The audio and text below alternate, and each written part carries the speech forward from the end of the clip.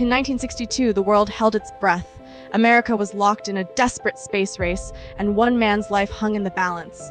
But his survival didn't depend on a machine. It depended on a woman. John Glenn was about to become the first American to orbit the Earth. But there was a problem. A massive, multi-million-dollar supercomputer was giving them numbers they didn't trust. The stakes were absolute. If the trajectory was off by even a fraction, Glenn's capsule would burn up in the atmosphere. The mission needed a miracle. It needed a mind that could outcalculate the machine. That mind belonged to Katherine Johnson. In an era of segregation, she was a human computer at NASA, fighting not just for equality, but for the truth of the numbers. Growing up in West Virginia, her brilliance was undeniable. She was counting everything, from steps to stars. By 13, she was in high school. By 18, she had graduated college with degrees in math and French. But in the 1950s, a black woman with a genius-level IQ faced two massive barriers: her race and her gender. The world wasn't ready for Katherine. But space didn't care about the world's rules. At NASA's Langley Research Center, she was assigned to the all-black West Area Computing Unit. Women were expected to just crunch the numbers given to them. But Katherine couldn't help but ask questions. She wanted to know the why behind the what. She attended briefings she wasn't invited to. She fought to be in rooms where no woman, let alone a black woman, had ever sat. Her genius couldn't be ignored. She was moved to the Space Task Group.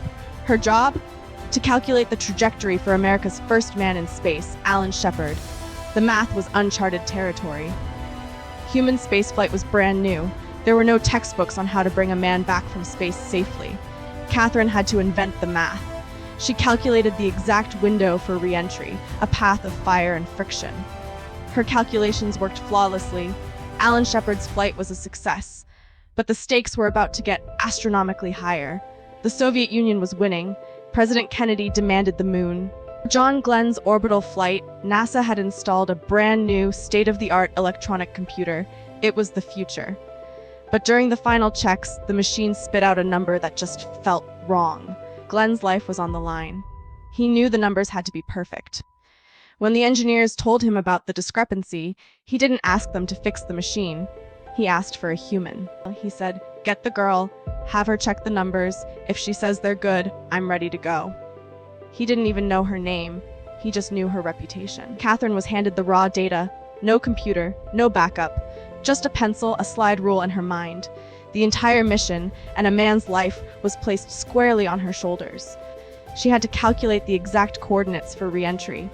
Too steep, and the capsule would skip off the atmosphere like a stone on a pond. Too shallow, and Glenn would burn alive. The math required calculating the Earth's rotation, the ship's speed, gravity, and atmospheric drag. A single mistake meant death. For hours, she worked in absolute silence, chasing the perfect number. And then, she had it. The exact coordinate, the precise angle of entry. She handed the paper to her supervisor. The machine was off. The human was right.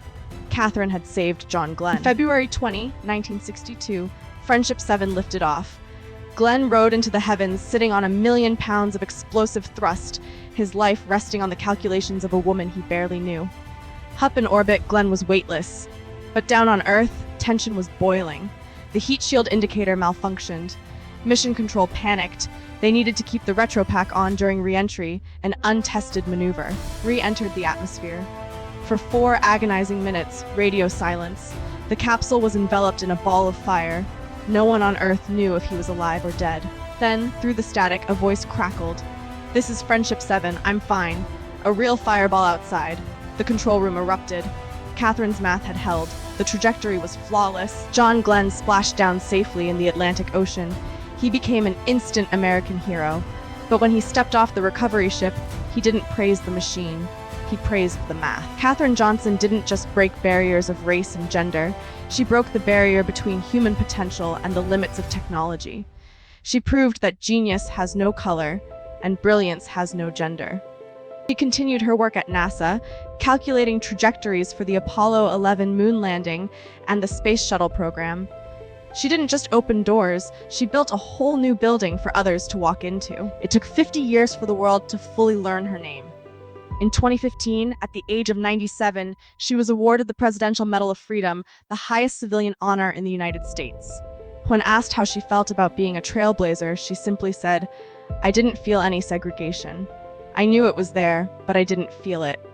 She was too busy reaching for the stars to notice the ceiling. Katherine Johnson passed away in 2020 at the age of 101. She left behind a legacy written in the stars. Every time a rocket leaves this earth, it travels on the roads she paved.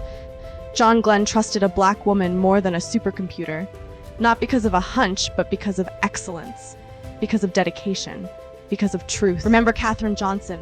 Remember that no machine, no barrier, and no amount of doubt can outcalculate a prepared mind. If you found the story inspiring, subscribe, and let's keep reaching for the stars.